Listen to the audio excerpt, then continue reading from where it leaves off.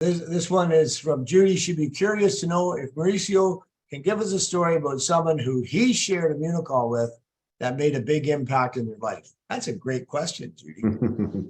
Definitely, and I'm going to give you even an even more probably it's excited for me to share this news, because sometimes we think that us in this position, we are strong, we are confident, and we have no issues with anything. But guess what? Since I started in this journey, I have two friends that has two kids with autism since they born.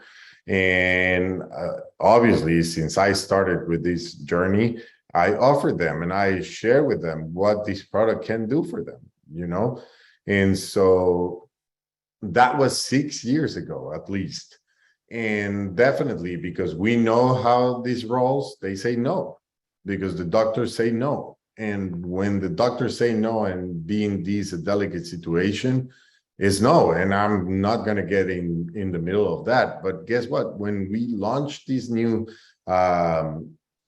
study that we shared just recently about the autism, I just sent them a text again, and I say, I think 20 minutes of your life could change your life. So take a look on what I'm sharing to you.